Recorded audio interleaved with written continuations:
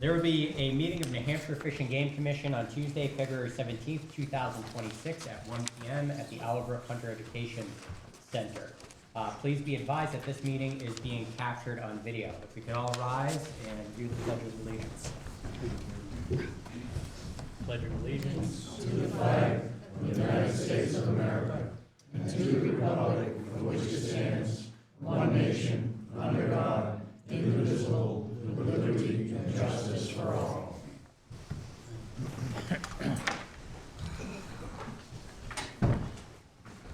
The public is entitled to attend all commission meetings, and when recognized by the chairman, the public may speak on any item on the agenda. The chairman reserves the right to limit public comments to the extent necessary for orderly conduct of this meeting. The first action item is the approval of the January 20th, 2026 commission meeting. Can I have a motion? So moved. Second? All in favor, say aye. Aye. Next item on the consent agenda is the following items have been grouped together and noticed as consent agenda items to expedite action on routine matters, which may not require public discussion. Commission members may remove certain items if there is further public input or discussion is deemed necessary. 2A, approval to accept the following donations totaling $8,150 made to the Search and Rescue account. Paul and Patricia Bissett for $5,000, New Hampshire Charitable Foundation for $2,000, Mary Travlick for $1,000, Edward and Sarah Holden for $150. 2B, approval to accept the donation of $100 from Frank DeBiz, Let's Go Fishing instructor made to the Let's Go Fishing program. 2C, approval to accept the donation of $250 from James and Celeste Stock, Westmoreland, New Hampshire, in memory of William Bassler for the deposit into the small gifts and donations account and utilized for youth programs. 2D, approval to accept the donation of $100 from Henry and Martha Belanger, Naples, Florida, in memory of Raphael Reyes for deposit into the small gifts and donation account. Could I have a motion to accept items 2A through 2D? I can make a motion to accept consent items 2A through 2B. Do I have a second? Okay, second. All in favor, say aye. Aye. Thank you. And first item on our information items is the financial statement. And if you don't mind me asking, can you walk us through it a bit and just tell us if there's anything that's off, anything you should be aware of, as if I have like a fifth grade education in finances.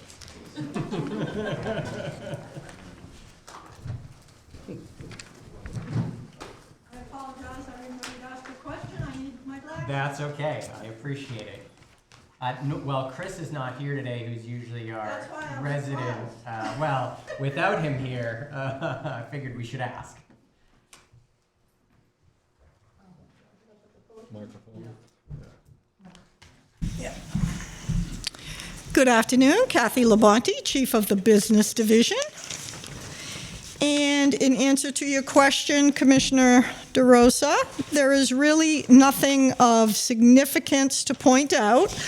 I can continue to speak to, if we turn to page 3, where we have our breakdown of our unrestricted revenue types. On the bottom of the page, we still have not received an answer from our Treasury Department on the interest component. I am working with both Treasury and Department of Administrative Services on that. And the other item is federal recoveries, our indirect cost. As I explained last month, the feds, due to the reorganization of at the federal level, they are very far behind on approving our negotiated indirect cost proposal, which is the overhead that we charge on our federal grants. And the rate will not be approved until maybe sometime in May or June, which is the end of the state fiscal year. So those funds will come in and those red numbers will turn to black eventually, but that's the status right now. Licenses seem to be right on par with where we were last year. They seem to be very flat. I know that it's not reflected on this financial statement, but I can tell you that OHRV revenues are skyrocketing.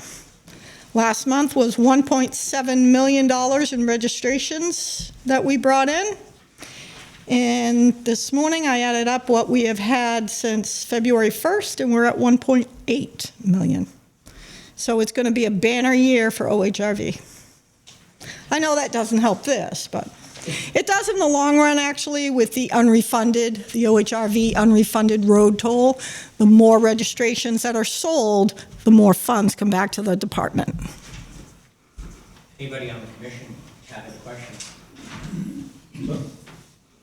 Kathy, Yes, sir. looking at this, looks like the fishing game fund lost another $500,000. Where are you looking, sir? Page one, Page 1. looking at the budget and then the actual revised estimate. About $500,000 less, right?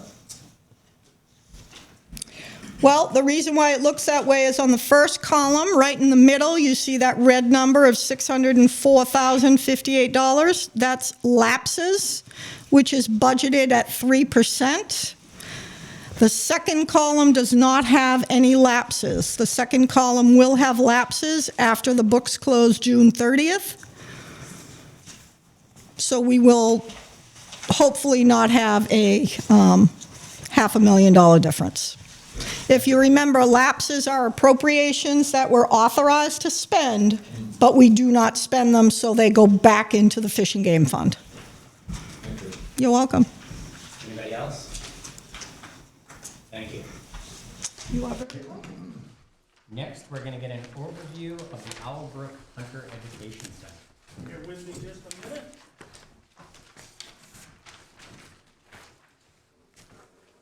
I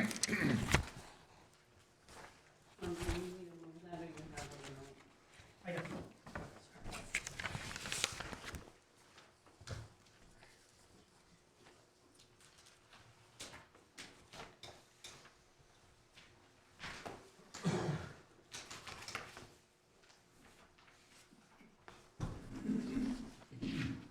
All right. Good afternoon, Commission. My name is Tom Flynn, the facility manager here at the Owlbrook Hunter Ed Center. And I'm just going to give you a quick, brief overview. I've given this presentation before, but there's a few people on here that I think haven't seen it yet, just to give you kind of a summary of how this place became where it is and how it got here. So, looking at some numbers, you can see the total cost of this facility, and by the way, this came about back in the mid-90s, around 95, 96 is when this idea kind of came into fruition and we began construction on this facility. Total cost, when all was said and done, was about $1.1 million. You can see the exact number there. If you look at how that came about, that money, $844,000 roughly was federal dollars. This facility was built with federal funds. And state costs amounted to about $77,000, and what that ended up being was staff time, doing contracts and things like that was the cost that represents. And then donations of about $220,000. And the specific thing that I'll talk about as far as donations go is there was a lot of different monetary donations, anywhere from $1 to thousands and tens of thousands of dollars, depending on Ruger and Thompson both gave pretty substantial $10,000+ donations as well. But the one donation that I want to point out that highlights kind of how we got here is the donation of properties. And you can see here the map, it's not the greatest one, but there's 2 parcels of land that encompass our facility. There's an upper property, which is in the upper left, that's highlighted in the green. We have a deeded easement across Pemmy Fish and Game, which is that solid line straight, and that connects us to our lower property. Both are around roughly 240 acres for a total of about 500 acres. That upper piece was owned by Ambrose Corporation right here in Meredith at the time in the mid-90s. And this current property was owned by Meredith Village Savings Bank. It was in foreclosure. It was going to be a housing development, and that collapsed back in the day, so this came up for purchase. Ambrose donated that upper portion of property, that 240 acres, as part of And if you're understanding how we get our in-kind match, it's a 3-to-1 match. So whatever the dollar value is of the donation, we get back 3 times that for a total of 4. So that pretty much paid for this facility, that donation of that 240, that 220,000 worth of donations kind of matched that 3-to-1 to get us to the total cost. So it was a kind of a no-brainer for the department and really didn't cost us a whole lot of money. Our staff here, myself, full-time manager of the property, and Eric Geib, who's in the audience. If you want to stand up, Eric Geib's my program assistant. He and I are the 2 staff persons that operate the facility. And above and beyond that, our volunteers. We have a lot of volunteers, and we couldn't do what we do here without volunteers. Just the 2 of us to maintain and do programming, it wouldn't work. So we rely heavily on volunteers. And as well, if you're not familiar, volunteer time is that same 3-to-1 match. So our volunteers that help here fill out a timesheet. We value their time, and I'm not sure, Kathy, do you know what the dollar amount is currently that we're using for match? I can't remember what it is. It's like a CO1 position, I think, I think is what I last remember, somewhere in that vicinity. And then they don't get paid, obviously, but they fill out the timesheet, and that's how we get our money for our budget. So it's really important, volunteers here at the facility. On the grounds, currently what we have as far as facility-wise, we have a 25-yard small bore range, and it's directly across the parking lot. When you pull in, you'll see the building over there that has the covered shooting range. We have a shotgun range, and I know I was going to do a tour for you guys, but in the wintertime, it's kind of a struggle because there's not a whole lot that we maintain to access in the middle of the wintertime. But we have a shotgun range where we do shotgun shooting events. We have a map and compass or orienteering course, which is on the fall zone of the shotgun range. We have a 14-target woodland archery course, or a 3D archery course, for those of you who are familiar with what that is. We have a 4-target practice archery range up in the opposite of the parking lot for that range. We have the classroom that we're in today, which can seat up to 60 people, 60 chairs. We have an interpretive educational trail. It's kind of a work in process. Over the years, we've been adding to it a little bit here and there, but it's kind of the one thing other than the archery range that's open to the public that somebody could show up and kind of have something to do. They kind of walk around the interpretive trail, and there's some signage and things that kind of guides them. We have the Trapper Education Cabin, which kind of connects to those interpretive trails as well. And that Trapper Education Cabin, by the way, was also a donation through the Trapper Ed Association. They actually built it right on site. They brought in a portable sawmill, cut trees, and it's built mostly with the products they got right off the property, other than the metal roof and some of the things that we made it so that it would last a while. We have Hunter Ed field exam trails, and we use those during our certification courses as a test for people to go through to do the shoot, don't shoot, and distance judging and things like that. But I also, over the last few years, have kind of left it open when it's set up for just the general public, so they can walk through and kind of get an idea of what you would expect when you went through a field exam to get your certification, and they can kind of test themselves and such. We also have a 20-yard indoor archery range, which is right beneath us, underneath, and we're currently using that in the wintertime. We do evening archery programs every Tuesday and Wednesdays, January and February, so we operate that during the winter months. We also use it as a backup plan for weather in the summertime when our outdoor archery range isn't good in the rain, and we use our indoor archery range for that. The only difference is outdoors we can shoot up to 20 people at a time. Downstairs, it's only 4 people at a time, so that kind of limits us. Some of the groups that come here that we book programs with is public and private schools. We actually have, coming up in 3 weeks, we have Hanover High School coming here for a week. We do a Hunter Ed certification week for Hanover High. We have Proctor Academy that comes the week after. We have New Hampton School that's come here in the past. A lot of the private schools take advantage. Holden School's been here. Bow High School will be coming in June for a week to do the same type program where the kids get their Hunter Ed certification. Local community and rec centers book programs all the time. The big one is the navigation course, seems to be the most popular, but shooting sports are starting to pick up, and I'm surprised because usually that's the last one, given the schools and recs, but it's becoming more and more popular where people want to come and do archery and 22 shooting. So Boy Scouts and Girl Scouts, we book those. Colleges and universities, we've had Plymouth State University here. Individuals and families, and kind of the way it goes here is if you call us and we can pick a subject matter and get a kind of details about how many people you want. If your family and reunion wanted to come here and learn how to shoot clay pigeons, we would book it as long as it was an open and it connects to what we do here. And our mission is educating people to be safe, responsible hunters. Youth camps, we have a lot of the lakes region here. There's youth camps all around the lakes and things, and they take advantage of every now and then. They'll call and want to do an archery program or something and bring their bus with their campers here. And of course, the Becoming an Outdoor Woman program utilizes this facility as well. And this coming Saturday actually is our annual winter BOW workshop where they will have 60 women here doing various classes. There's a shoe and shoot class that I run. There's a snowshoe tracking class. There's an ice fishing class, winter survival, and a winter hiking class. And they sign up for one of those classes and they spend the entire day doing that particular subject. A couple of pictures just to see some of the groups that we have here, shooting ranges, archery. There's a picture of the downstairs indoor archery range. Some of the different types of programming we offer. Basic navigation, as I alluded to earlier. Outdoor skills, we do some preparedness, what to bring with you if you're hunting and outdoors, and anytime you're going to be outdoors to be prepared. Introduction to firearms, rifle shooting, shotgun shooting, muzzleloading, archery. Obviously, the certification classes, hunter ed, bow hunter ed, and trapper ed certification classes. We do some of our volunteer training here as well for our volunteers that teach our hunter ed classes. They come here to do some in-house training and learn to hunt classes, various species-related type hunting classes, intro to grouse hunting, intro to snowshoe hare hunting, intro to turkey hunting, intro to deer hunting. And everything we do here is fairly intro level. I don't get too much into the intermediate advanced just because most of the people that are coming here are kind of brand new to it, so we kind of get them started.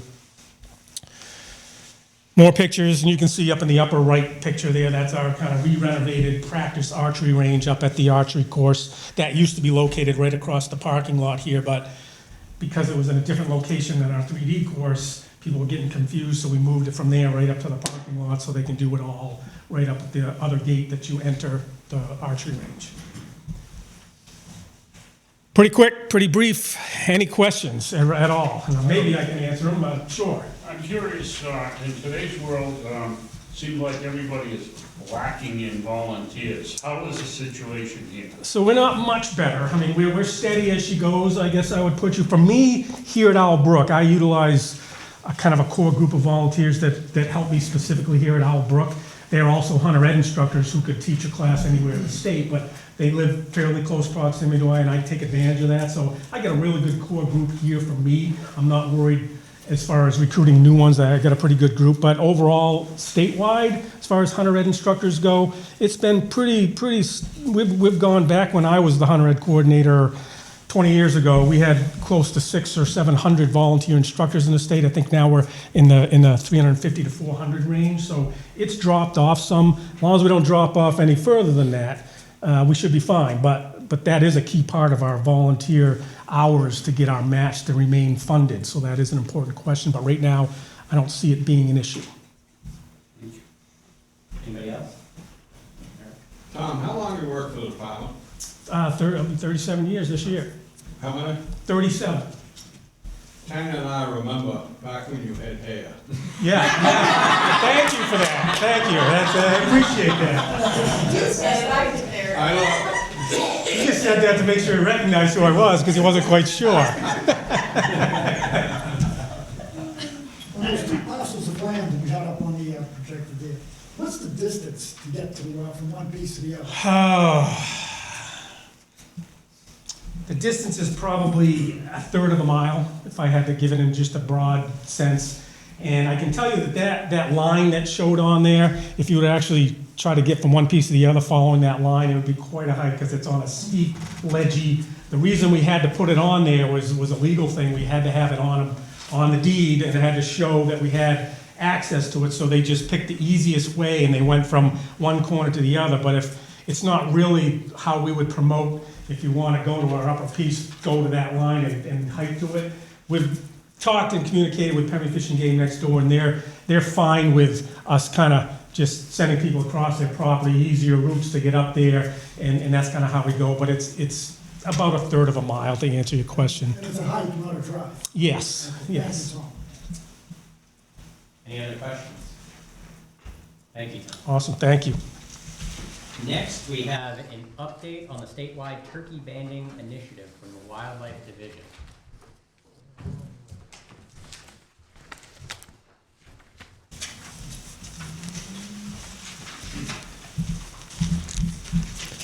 Good afternoon, everybody. My name is Dan Ellingwood, Turkey Project Leader for New Hampshire Fish and Game, working out of the Keene office. And I'll be speaking today briefly, providing an update on the banding program that was initiated this winter in pursuit of some of the objectives that were outlaid in the updated Big Game Management Plan. So first, just a little background to set the scene for what our objectives of this program are. First, how is the turkey population size estimated and monitored in the state? That'll be a familiar graph to many of you that we present when it comes to season setting and talking about turkey population management. And those estimates are based off of it's a pre-season estimate, pre-spring season estimate based upon harvest that occurs that year, and it's contingent on a couple assumptions. The first assumption is that approximately 20% of the male population is harvested annually in the state. That 20% number is based on research that's been completed in similar states. Generally, nationwide, you're looking at harvest rates between about 15 and 30 to 35% of the male population based on other research projects. And that's going to be based on, of course, turkey abundance, hunter pressure, and season structure and bag limits. So we're estimating about 20%. The second assumption to come up with these estimates is that the sex ratio of the population is about 50-50. Of course, at hatch, it's 50-50. The population is largely made up of juvenile birds. So for simplicity of coming up with these estimates, we're running off of the estimate that the sex ratio is 50-50, knowing full well that in some of those later age classes, it may be skewed one way or another, either due to, in a given year, increased female mortality during the nesting season, or because of harvest impacts. So, but anyway, those are the two assumptions. So if you're assuming that 20% of the male population is harvested annually, and you're assuming that the sex ratio is 50-50, then you could infer that about 10% of the population is harvested annually. So in a year like last year, we had a harvest of 4,850 birds, which represents 10% of a population of 48,500 birds. So that's where these numbers are coming from. Of course, we take these numbers with a grain of salt, but using those estimates consistently provides a good index to track population change over time.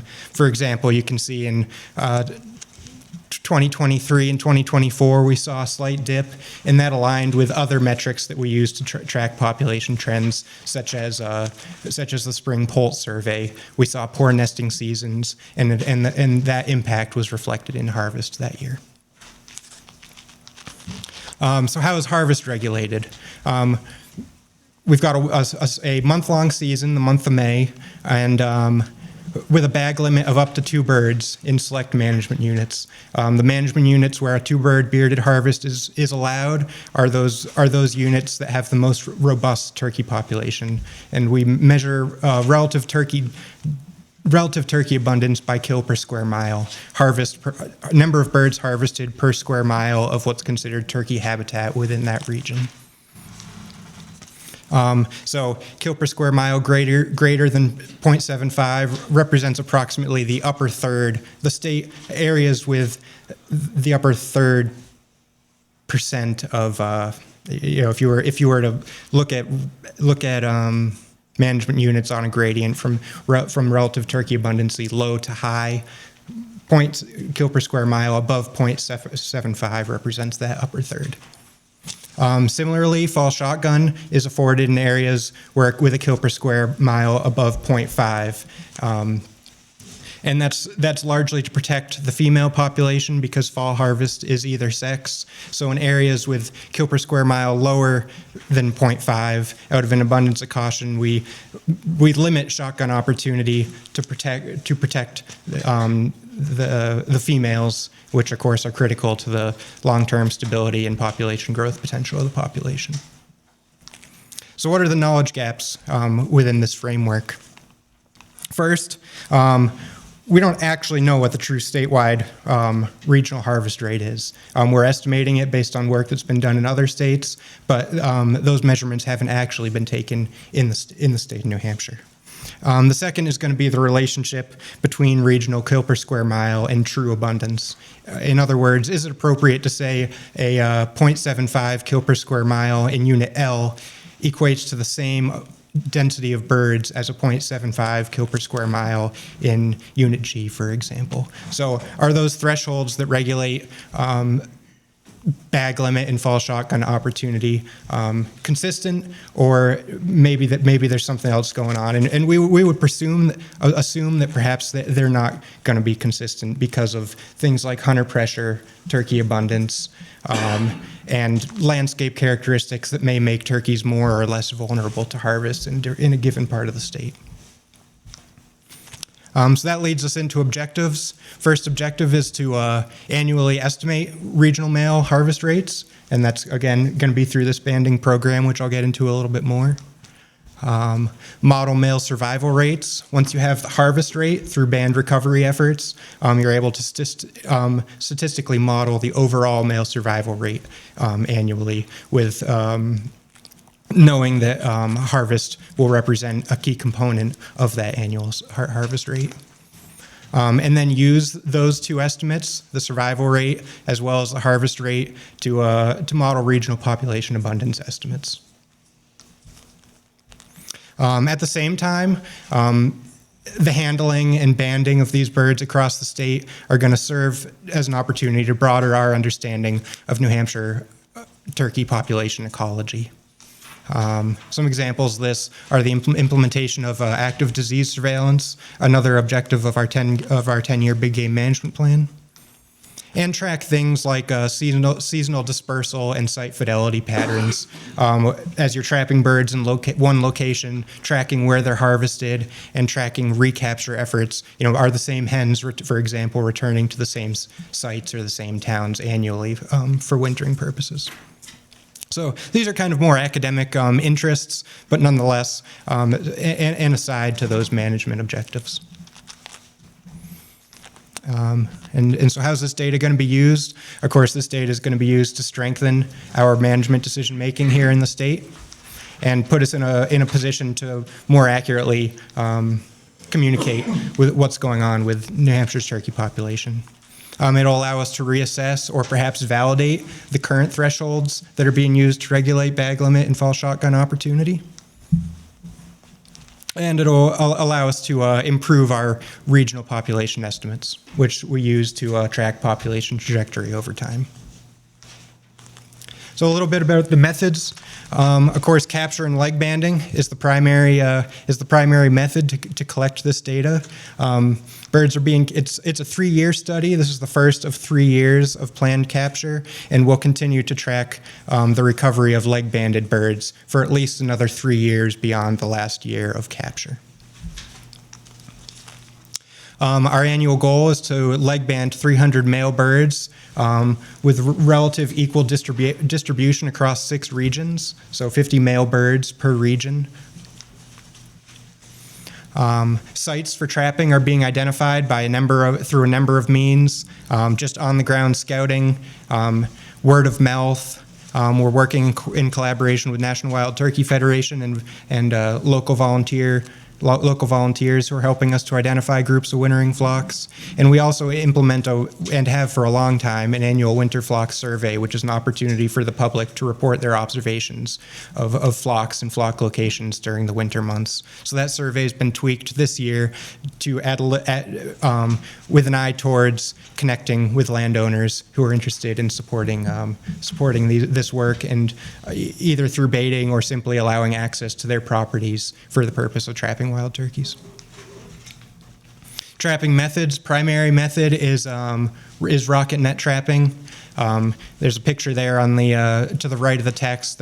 Within that box is a 50 by 50 foot net that's accordioned down. The leading edge of that net is fixed to 3 rockets that sit on the top of that box. When you detonate those rockets, it'll cast the net over the birds that you've patterned to feeding at a specific location at a site like that. And then, once the birds are trapped, they're going to be banded, and we're also collecting additional samples, swabs and blood samples for the purpose of disease surveillance. So here's a still frame photo of what that rocket net looks like deploying. You can see it being cast out over those birds in that field there. And here's a video that Jason Philippi, he's working on a story to promote this project, and so he's been out on a couple of our captures with his cameras and whatnot, trying to document some of this. So here's just a short clip to demonstrate that. So you're looking just over the crest of a hill. You can see the rockets there on the left on that box. And this is a bachelor group of adult male birds that are feeding in. So they're feeding and the rocket's about to go off here.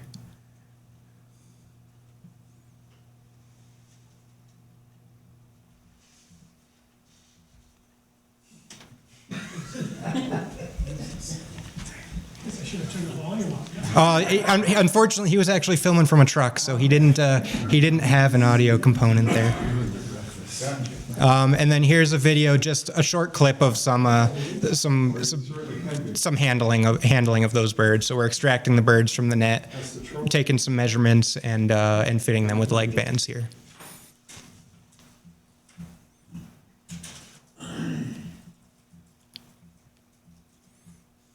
Throwing moving blankets over them, calms them down while they're under the net there.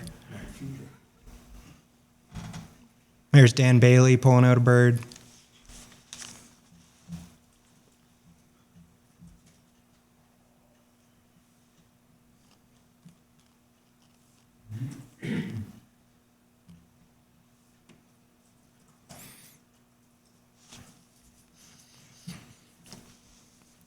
It's me struggling with a leg band.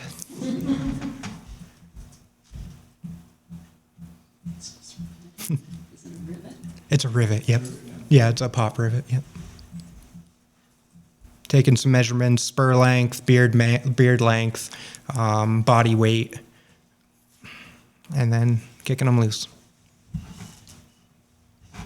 He's wondering what just happened. Yep. Yeah, it shakes them up for a few days, but it seems like for most of these flocks that are being trapped, oftentimes proximate to backyard bird feeders and the like, that event will throw off their pattern for about a week, and generally they cycle back in and return to their pattern as they've been doing before. So band recovery, of course, this data is going to be contingent on the reporting of harvested leg-banded birds by hunters. There's going to be a couple. So the registration form has been modified to provide a specific area for hunters to report harvested bird with the band number. Each band is numbered with a unique serial number, and it also has additional reporting instructions on the band, a phone number to call, and a website. So we'll have some redundant means of reporting just to maximize that rate of reporting, both during the harvest and for incidental. Perhaps it's a vehicle collision, or incidentally found bird, maybe a bird hit by a mower by a farmer during nesting season or the like.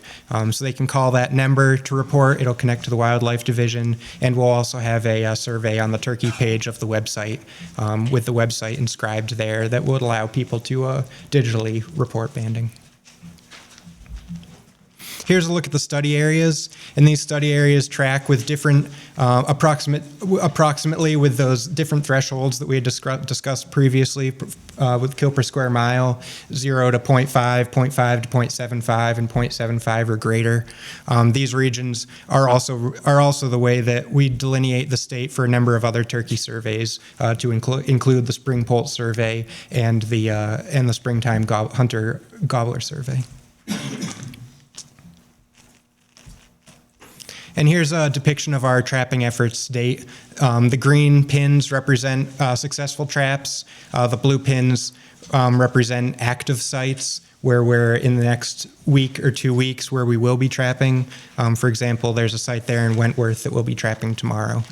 And you can see there's gaps. It's an uphill battle. We've currently banded a total of 266 birds. That's male and female in 22 trapping events. So looking at about 12 birds on average per trapping event. We're at 117 males. So we've still got our work cut out for us, but making headway towards that goal. You'll note, of course, some large gaps that to date are a reflection of primarily logistics of accessing those pieces based on the location of regional offices and staff time. So as we check, we've met our objective in the southeast zone with 52 birds. We're approaching that objective in West Central, and once we check a few of those blue pins down in Southwest, we'll be approach an objective there as well, which will allow staff to refocus effort into some of those areas that are a little more challenging to get to, primarily J1 and then up into the White Mountains and North Country. So certainly, if any of you from your respective counties are aware of known locations where trapping could occur, we're all ears and looking for support. So certainly feel free to reach out to me. And if you know of a flock, especially if it's got male birds, where we'd be able to access, we'd be all for targeting those birds. I do want to recognize NWTF support. They have it's either, depending on the year, it's 1 year or every other year, they'll solicit proposals for research projects and award financial support for those projects. We submitted a grant proposal this past summer and were awarded $11,000, which went a long way in some of the startup costs for direct expenses to get us going off the ground here. Those expenses include rocket net charges, new rocket nets. We're also experimenting with a drop net setup and some corral trap stuff. So some of that equipment that the department needed to scale the project statewide, they were invaluable with that research grant in allowing us to get off the ground here. And we're also receiving volunteer support that on the ground, whether it's locating sites, whether it's baiting sites, or showing up to help on trapping days and lend an extra hand. The NWTF state chapter has been very helpful to date. And then just an overview of the overall project budget. And I think the big takeaway here is the vast majority of it's being between the federal funds and the NWTF grant. Has made the majority of this possible. And if you look at over 3 years, department funds of $26,000, $8,000 to $9,000 a year that had been budgeted for this project, it seems pretty reasonable. And I think we're feeling pretty good about meeting those objectives with that funding support. And with that, I'm happy to entertain any questions. Thank you for that presentation. I don't know how many people are familiar, but a lot of states in our country right now are struggling with turkey populations immensely, particularly in the South. So seeing us being so proactive in what I think is a very healthy flock is a really good sign in my opinion. So thank you for that. Thanks. Does anybody in the commission have a question? I have one, maybe two. Sorry, I said Dave first, but then you Okay, got that's second. fine. I'm sorry. No. I looked left You look first. left first, that's fine. You notice anything with West Nile Valley and anything? We haven't noticed anything to suggest really any disease impacts have an impact, driving population trajectory. It's not something we've tested for specifically, but it's not something that I understand to be an issue. This year, we're testing for avian influenza in collaboration with USDA, who do more broad AI sampling annually. So they've partnered with us doing AI, and then a couple of the other diseases, turkey-specific diseases. The big one is LPDV. You see some turkeys with those yellow growths on their head and neck area. That is something that we plan in year 2 of the study plan to be sampling for. Just to set a baseline, what is the prevalence rate if and when we start to, some of these diseases perhaps present, we don't have any evidence to say that it's impacting, but it'd be nice to have a baseline just in case. Yep. Thank you. Two kind of quick questions. And with respect to the dispersal of the wild turkey, Yep. without intervention and some help. Has there any data on how fast will they disperse? How quickly will they disperse to cover more range? Has there been anything done about looking at that without the help of capture and release? You know, without capture and release, not that I could speak to, just because that's been such a primary means of proliferating turkey population. I know in New Hampshire there were translocation efforts occurring through the early 90s. Yeah. Maybe Andy can correct me if I'm wrong. I believe the majority, if not all of that, occurred perhaps Lakes region south.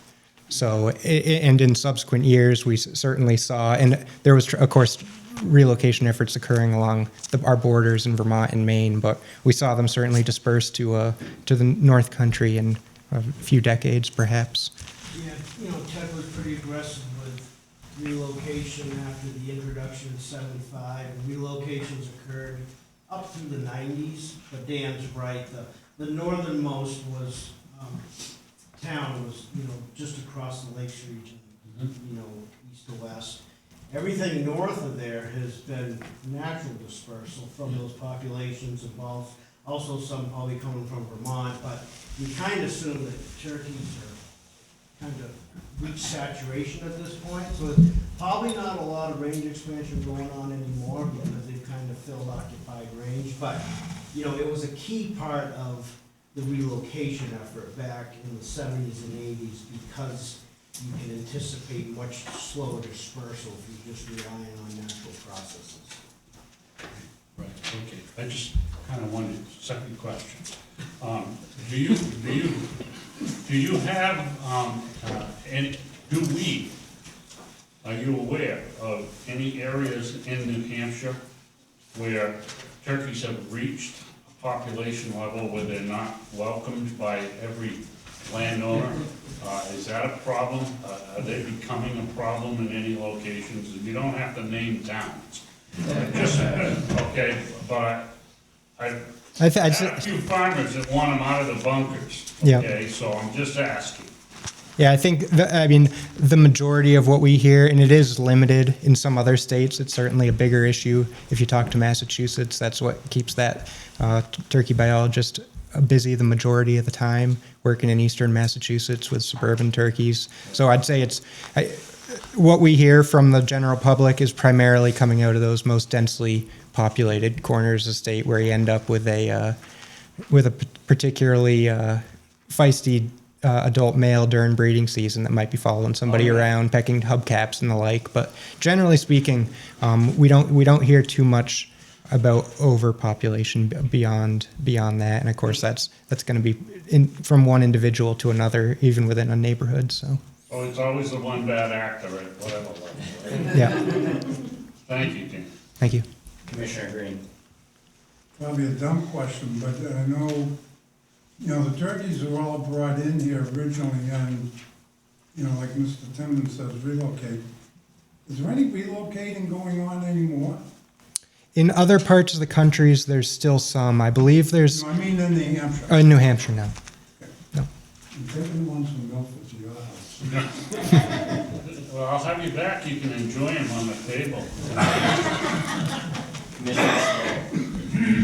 It states in here a 3-year study.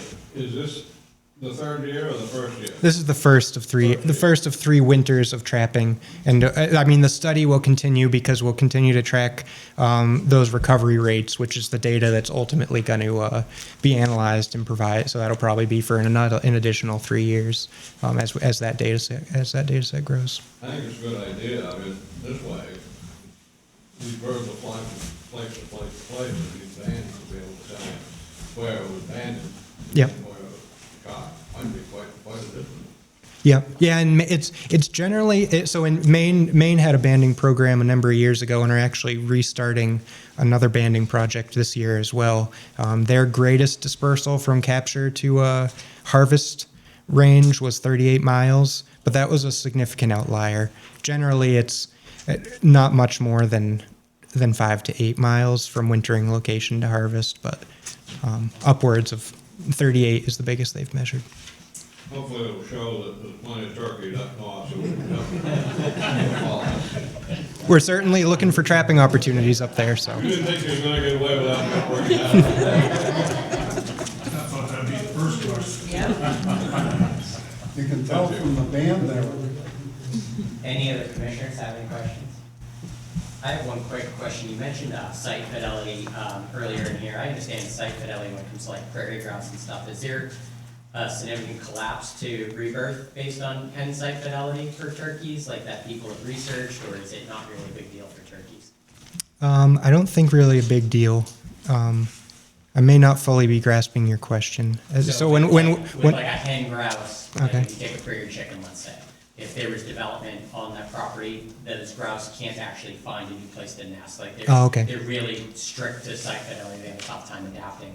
Are we finding that turkeys are similar or not similar? I mean, I think with the population we have, you're not having a problem. Yeah, no, I think they're more flexible and adaptive. My guess is they don't have that same level of fidelity when it comes to nesting, as an example, during a given year.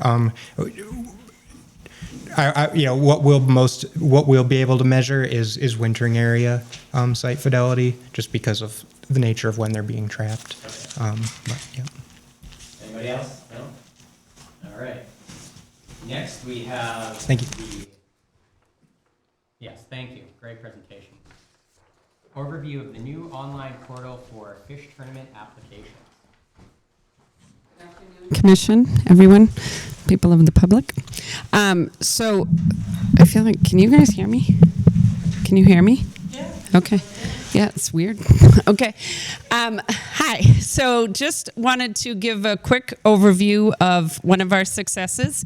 And we have been trying to do online applications for a very long time. In the past, just to give a little history, Vicki did all 500 plus tournaments by hand with paper.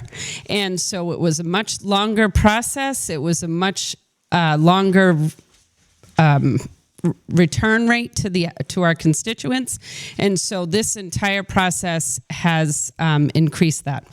So we will start or improve that. So I will start with just an overview of the actual process. So just in case any of your constituents ask, this is sponsors for tournaments. That includes kids derbies, bass tournaments, trout tournaments, ice fishing, open water. All of the above will now be online. You can access this on our website under the tournament page, and there's a bunch of different links to the various applications. So the particular tournament one is a application through our company called NForms. That's our state contract. And when you go into NForms through the link, or you can type in NForms in Google, NForms NH, it will bring it right up. You have to initially, and this probably doesn't show up, but initially you have to create a user. So you do have to do that just like any other account. You do that once you create your user, then you will just sign in, and this will keep a record of every application that you submit. So not only will you see your own progress, but you can actually go back and say, which date did I do? And you'll have a whole access to all of that. So basically you go on, you create your account, then it will ask you to sign in again, which is kind of wonky, but that's what you have to do. You'll put in your new information, and then you will choose the application to conduct a tournament. And you can just type in tournament in the search bar, it will come up. Excuse me. Then you'll fill out your information yourself. So sometimes it could be an organization like a bass club. Sometimes it's individuals that are doing it.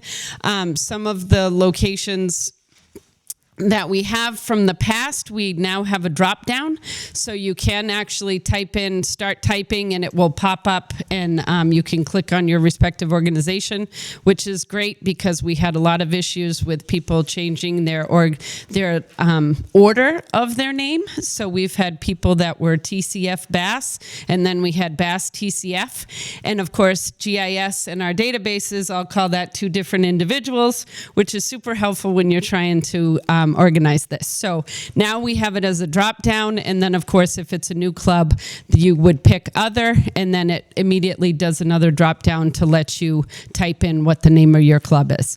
So super helpful as far as organization of the database, and hopefully help speed up time for the actual applicant.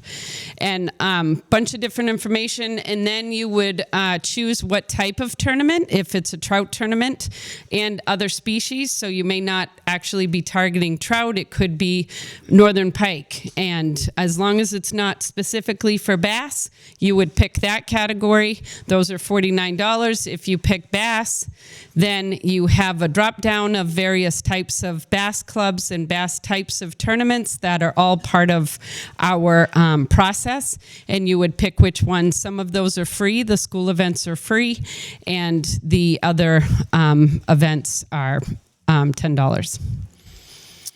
So you would fill all that out. You would then, it gives you the opportunity to do a final review. If anything is missing, then it will be in red, and it will tell you that you are missing things and you cannot proceed until you fill out the missing information.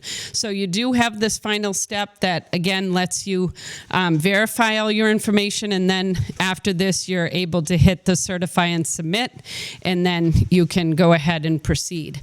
So right now, I will tell you, when I did this a week ago, when I did this presentation, we were at 419. As of this morning, we were 437, and at lunch, we were 438. So it's a very quick process. We are finding that applicants love it. It's super user-friendly. They literally just answer questions. And now we actually also have it under the stocking map. It's the interactive map. It also has tournaments. So you can now go on the map if you happen to be staying in a particular town and you have kids with you, they want to do a derby, or you have someone who wants to be a part of a derby, you can actually click on the town and see where the derbies are being held. And some of them are private, but some of them are public. So you can actually see all that in the schedule that's, again, on our website. So really quick turnaround. Adaptable, so there are applicants that have applied for something. In the beginning, we had a lottery process, and so part of the complexity this year was we just finished our 2025 lottery, which ended in October, ended December 1st, excuse me. And so all of those winners had to be incorporated into this electronic system, and then we opened it up to the public on January 1st. So all of those submissions needed to be entered, and we were able to get that done, and we are 100% up to date. I have 12 applications that we're just waiting for payment, but other than that, everything has been finalized. And so if somebody decides that they want to change it, like recently we had a winter ice fishing tournament, it was that really, really cold weekend, and so the folks realized that nobody's going to come out during this terrible weather. So they were able to call. We were able to pull that application back. They made a scheduled date. We were able to check to make sure that date was still available, and then go ahead and send that application back to them to make their change in the date. And then they resubmitted it, and we were able to process the whole thing within 10 minutes. So, and actually one of them I did right on the phone with someone because they were just having issues trying to get their username to work, and it turned out that they actually work for the town, which also uses N-Forms, and so their username was bringing up their town account, and so they're like, why is the email not letting me do it? And it ended up being an issue on their end. So other tthan that, it's been great. People have been, like I said, really responsive, and we've been able to really process things quickly, much better than poor Vicky having to do 500 of these by paper. So just to give you an idea, usually the lottery would take 3 months to get caught up. Usually in March is when we would open it up to the public, and then the public were able to apply, like I said, via paper and check. And we would then be processing things still right into June for open water tournaments. So the winter tournaments were just on top of all that in trying to get the turnaround. And now, like I said, I have 438 applications and we are 100% caught up. So much better system. It's all auto-generated, which is part of the expedience. We are able to, NForms does an automated email that we basically review. We make sure that date is available, that time is available, that water body is available, and we send that back to folks when we do the initial approval period, and they are then requested to make payment. That email sends them with this link in pink, and they click on that link. It opens them back up to NForms. They can put in their username and email, username and password, and then that opens up this particular application. They're able to make payment right there online, and then we get a note back that it's has been paid, and we can then hit the issue button. So super easy process. If someone doesn't have a credit card, their organization is their own individual self, and they only have checks, then we can also do that. We waive the payment in the electronic form, and then we submit, take the check and process it downstairs with our business division. So we've been able to make both of them work so that folks, again, can just apply online. It makes it much easier. And like I said, we have it online in our schedules. That's our tournament page. There, a quick snapshot of it, and you can see the schedules for ice fishing, open water, and kids derbies. And then the stocking map on the left, it shows you that there's a tournament right in the words Sunapee Lake. That's the icon for a tournament, and if you click on that, it gives you the information on when the tournament is being held and whether or not it's public, what type of tournament is, and where the launch is for the particular weigh-in. And again, just giving you another image to see what it shows on the online mapper. And then when you click on it, this is the type of summary that it gives you so that you can actually see, what the tournament is about. And with that, I'll take any questions. You seem genuinely excited. Super excited. It's like playing video games. I'm not going to lie. It tells you the little buttons do. It's red. And then when it's green, when they pay, then you can go in and submit it and issue it. It's very exciting. We have wars on who can get there first. Any Bruce? Yes, thank you, Diane. Yes. Quick question, why is one at $10 for bass and $49 for trout? So trout are usually much larger tournaments. So they're usually the bass ones are under 15 boats. So they're smaller. That's usually why. And then they do have some that are greater, but it's only targeting bass. So they're a smaller setup, whereas the open water ones, the trout and other species, are across the entire lake. And so it's a much bigger, much more boats, much larger system. Your big derbies, like what just took place, the ice fishing derby, that's one of those trout and other species. That's a big statewide event. Just a quick follow-up. And what type of revenue do we generate each year, roughly? Is it 25,000, 50,000? Much less than that. Yeah, it's much less. I will tell you, though, that this is going much faster than we thought, and we were hoping that it would be promoting additional tournaments, and it has been. I would say, like I said, we're not at 500 yet, but also still in February. So, and like I said, we're getting them every day, but it's usually, I should know this, what was it? Yeah. I can tell you what it was the month of January because I look back at solid revenue. This comes in a different way now. This comes in by a credit card through the system. So we have a whatever that stands Yep. for. Merchant ID. It was $5,009 for the month of January because I have to track these completely separate now.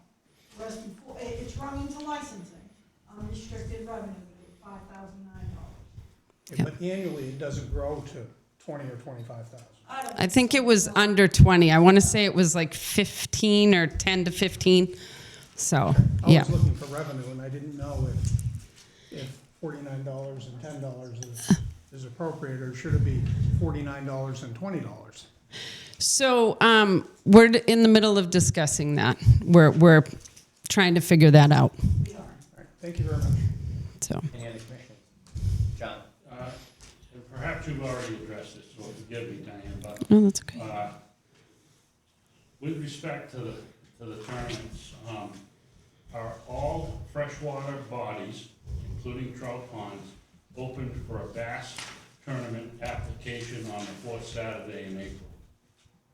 In other words, if it's a trout water, would you allow a bass tournament to occur? I know lake trout, salmon waters, no, right? But I thought you couldn't have a tournament on a trout water. Yeah, I don't. Well, all I'm saying is, I'm repeating what happened last spring in my town, and it's not about the fish. I've been saying this. It's about the parking spaces. Yeah, And I am telling you, when the bass fishermen and the trout fishermen get into a conflict over all the parking spaces being gone by 7 a.m., yeah, okay, the colonel's gonna need to hire some referees. Yeah. Because it has gotten ugly, okay? So that's why I'm asking, because I will name it Spofford Lake, yeah, okay? It was a battle royal there last spring. yeah, Okay, and it was a massive, I was told, well, it's not our fault because it was a Massachusetts group that came up here and had a small tournament, okay? But the trout fishermen called me, because I live in that town, yeah, and they were tore up. yeah. Okay, so that's why I'm asking, and a long second question, AJ, quickly, is this, with respect to, let's use Big Squam as an example. Yeah. All right. How many clubs would you allow to conduct their own tournament on Squam on a Saturday in July? How many people could apply? So it's one tournament per water body per date. The only one that has more is Winnipesaukee because it's so big and it's one per launch per day. So there goes half the parking spaces. Yeah, and the other thing that I'd add, it's 50% of the parking on our state launches. Town launches, a little bit different, but I will say access is always an issue. It's always an issue. And fourth Saturday in April, when everything's open, everybody's there. So it's tough. Well, these guys could be calling me pretty early, so they're not happy. Yeah. I'm not making this up. No, and it's the reason a lot of locations are adding fees. Yeah. So, and those are town. That's not anything we did. That is usually the towns are joining together to try to come up with a way to mitigate for that. And that's one of the situations. There is on the fourth Saturday. Oh, good. My phone. No, it's the only one though. I do have a number for Diane. Only at least she's not there on Saturday, John. Everybody's invited to Spofford on Saturday. Any other commissioners have questions? I have a question off of what, maybe what John was saying. So the map that shows the tournaments where they are when they are. Yep. How available is that in our website? Is it buried pretty deep? So we're trying to work this out. This is the first year that we did it. And I will tell you also that we're still not giving up on the idea of the one-stop shop, like a hotel room, in that you go on the site and it tells you these are the dates available, just like a hotel, and you click on what you want for your tournament. So it doesn't do that. But so we're trying to get that on our website on the tournament page. Right now, that map is only on the fish stocking page. And so we're still trying to work that out. It's brand new, so that's where Katie put the data at this point, and that's the interactive map that's on our site, so that's where it is. But that's not to say that we may add a link to the tournament page, so you can click there and it'll kick you over to the fish stocking. I guess that's what I was thinking, like, Steve wants to go fishing on Saturday, he's having his Spofford Lake. He could click on the fishing game website Yeah. look at it and say, you know, do you want to participate in the tournament? If he doesn't, but he doesn't want to run into one either. Yeah. He clicks on the map and goes, oh, there's a tournament there, I'm gonna go fishing over here instead, because I know that that's going on there. Yeah, so the other thing is on the tournament page, there is the PDF tables that tell you exactly the date and then where the tournament is. So you can go by date and say, you know, I'm looking for this. And again, that's still something we're working through because I'd like that to be searchable. And right now it's not. But yes, those schedules are all on the tournament page. You can go right now and look. I just updated it on the 10th, the February 10th. So, and we're trying to do it weekly. So we'll just, you know, we just got on just based on holiday and stuff. It just got on there. And then our plan is to be able to have this every week. Enform's part of their program is called Envisage, and it's a reporting tool. It's a database reporting tool. And we're still working out the kinks with that. It had some bugs that we worked through some of those, and now we're just trying to get that reporting tool to work. We're not quite there yet. So, but when we are, we have the report already built so that every week, every Monday at 6 a.m., it will send a report as to what's been submitted, what's new, and where we're at with issued and denied, so that we have a record of everything that we need to do, so then we can update that website weekly. That's our goal. Because it behooves us to have folks look at that and then submit things that I know are available for me to go ahead and issue versus me having to check and then deny them and go back and forth. Like, do you want a different date? Do you want to, you know, just, and normally we wouldn't do that, but it's so easy to do. It's hard for me not to offer the capacity to help and have folks pick a different day if they can. Yes, thank you. Just as a point of information and public information, how do you handle the Connecticut River? And the reason I say that, from Hinsdale area all the way through to northern New Hampshire, over 120 miles anyway, of Western Resource, are they under the same type of application process? Do you see a lot of tournaments on the river? So we do, and I will tell you, I just updated the launches, and we updated the titles so that it's a little more clear, because we had people that were actually in one of the impounded areas, more so in the southern part, just because they're all so tight. You have Vernon, you have Bellows Falls, you have some of those others that are tied into the same town, but they're in different different dams lead to different impoundments, and the launches within those are different. And so we had some folks that were confused. They had a launch that was in the lower impoundment, but they had picked the upper part of the Connecticut. So long and short, I just redid that whole table so that it's clearer. And then we also updated the access maps. And those are same thing. It's by launch, by location, by day. Okay, thank you. Yep. Any other questions from the commission? Thank you.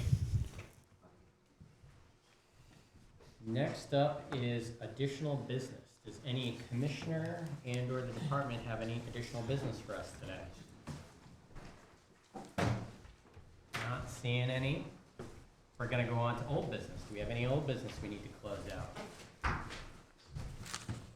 Not seeing that, we're gonna move on to committee reports, and we're gonna start off with legislative committee, because there's a couple few things that need to be voted on by the commission. So, Chairman Stoll, the floor is yours. Thank you, Mr. Chair. We did meet this morning before the commission meeting. Melissa's gonna go over the history of some of the bills that have been acted, most of them, all of them have been acted upon over there, right? Some couple of them, yeah. There's a couple that we need to vote on, that amendments have changed it, and we have changed our position on them. The first one is House Bill 1603 FN. The amendment is number 202605188. At this time, the legislative committee discussed this, and we voted to recommend to the full commission to support House Bill 1603 as amended by Amendment 2026-0518H. I move that we, our position of support. Is there a second? Second. Thank you. Any further discussion on the motion? Could we just wait for Commissioner Chandler to come back? Oh, Before we okay. vote? Okay. And I'd like to speak on that, Bill, too, please.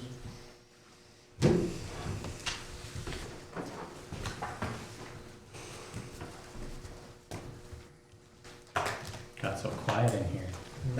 Anybody want to tell a story? We don't want to get rowdy. Don't change. I can't tell a story, Eric would say it would be too long, so. He didn't even hear me. No. And Mr. Chair, also on that, I will be asking for a roll call vote. Okay. Commissioner Chandler, I made a motion, and it was seconded to support House Bill 1603 FN, supported by Amendment 2026-0518H. It's been moved and seconded. Open it up for discussion. Is there anything you wish to speak on that? Commissioner Temple. Thank you. Could you just take a quick moment and explain the amendment out for the viewing public? Okay. Everybody should have a copy of the amendment. Melissa made sure that everybody had the packet. The basic thing that it's doing is in bold. It states that the executive director shall adopt rules pursuant to RSA 541A, not later than 1 year after the effective date of this chapter, to establish procedures to verify the accuracy of records of threatened and endangered wildlife records under this paragraph, including but not limited to the age of the data.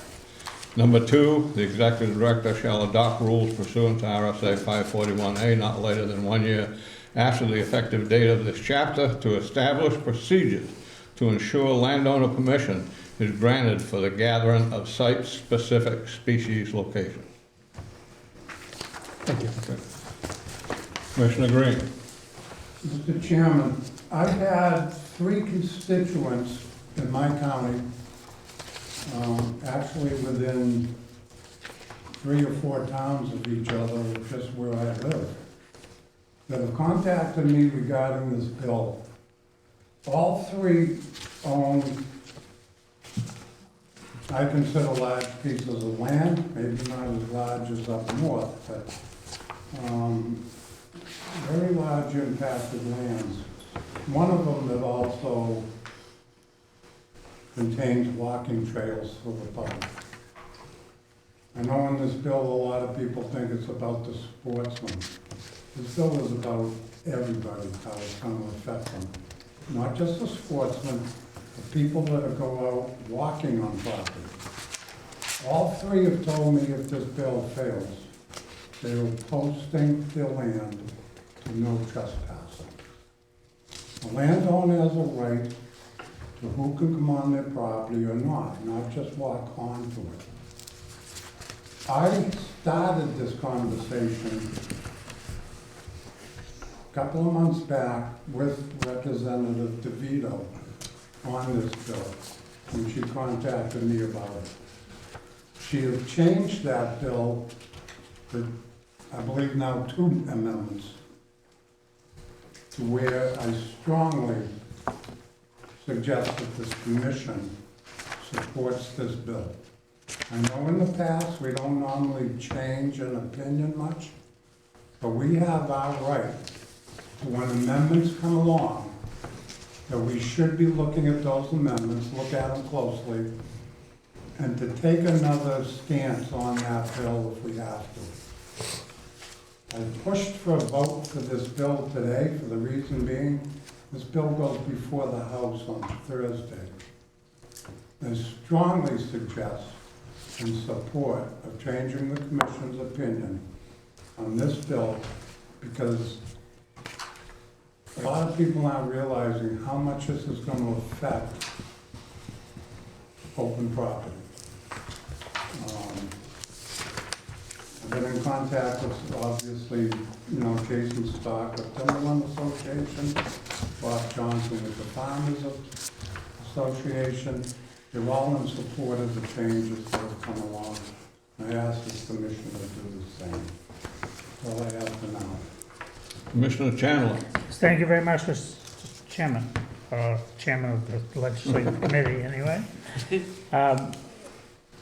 Commissioner Cavanagh will be far more eloquent than I on this subject, but nonetheless, I strongly support this commission taking a positive stance on this amendment. To not do so, I think, threatens our very existence on public access to this land in the state of New Hampshire. This is absolutely critical. I don't think a lot of people understand how critical it could be. And we cannot afford to lose any public access, leave alone the magnitude that this bill, if it's not passed, that this amendment would present. So I strongly urge the commission, and hopefully we will take a position supporting this amendment. Then it will be relayed to the committee in time for the House floor vote. Any further commissioners? Commissioner? Obviously, I've expressed my concerns over this bill, particularly Section 2, which is to establish procedures to ensure landowner permission is granted for the gathering of site-specific locations. My general concern here is our obligation. Commissions exist for the public trust, and the public trust is very clear that wildlife is owned by the public and not a private landowner.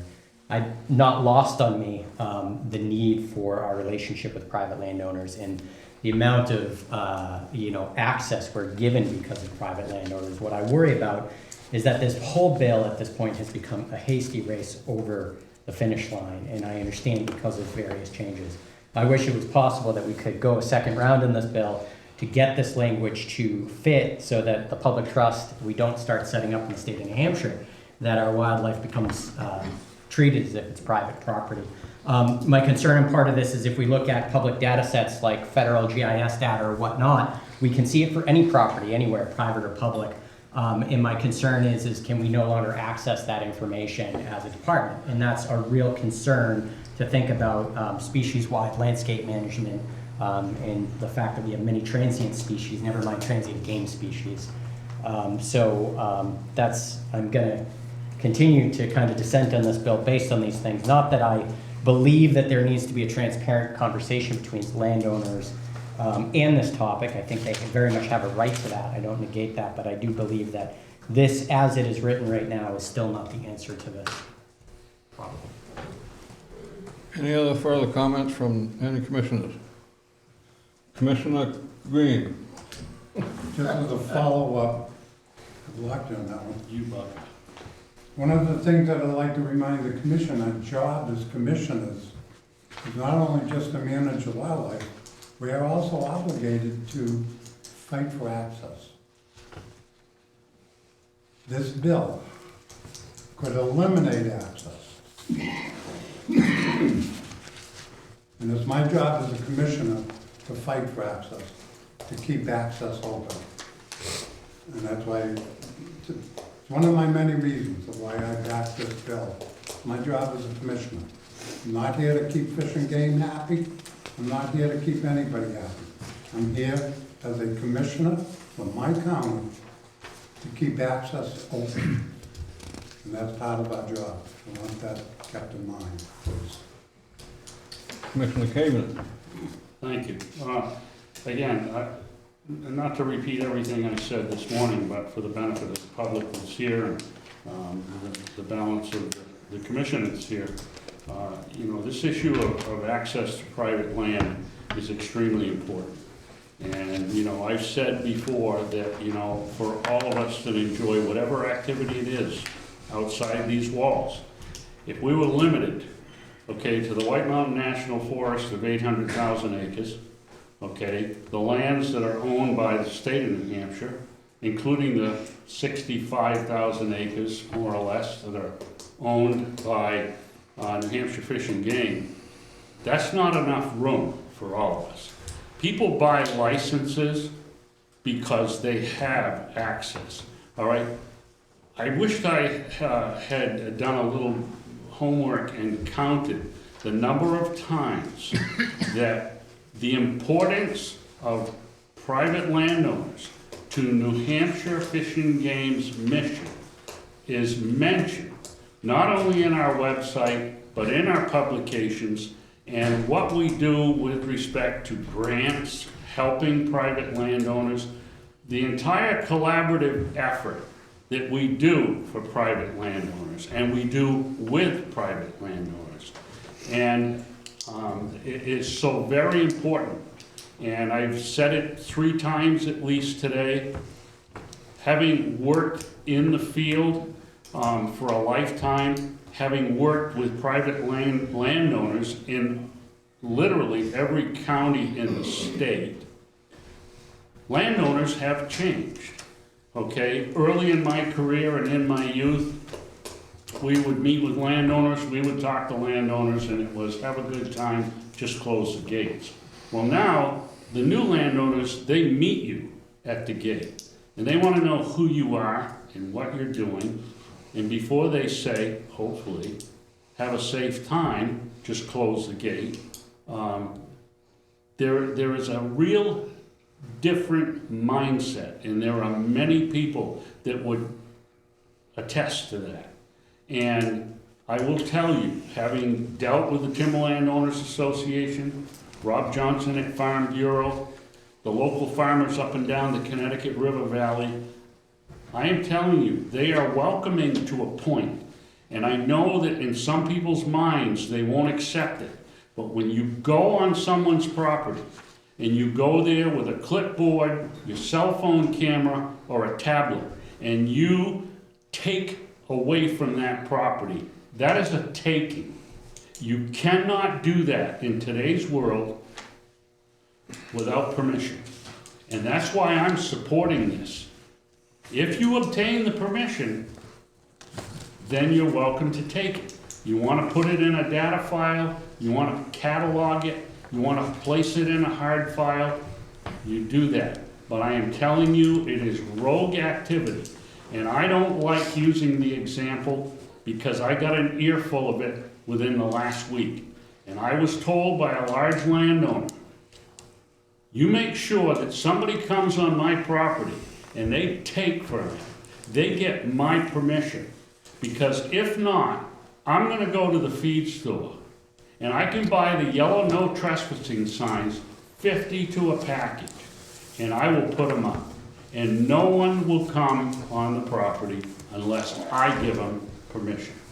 So, I'm telling you, this is very important. I understand that it's gonna change the way we do things, but it is today's world, and I am telling you right now, these landowners, if they don't want you there, taking from them, they don't want the rest of us there with licenses taking either. They won't put up with it. So those are just a few of the reasons, and I have more, why I'm in support of this. Thank you. Bruce? Yeah, I'm going to support this bill with a positive vote. I just want to keep in mind what Ray had said about public access, particularly access to some of our lakes and ponds. We're all familiar with the situation in Sullivan County, and I'm hoping as we move forward through the infrastructure committee that eventually we'll be able to provide excellent access onto Lake Sunapee. Thank you.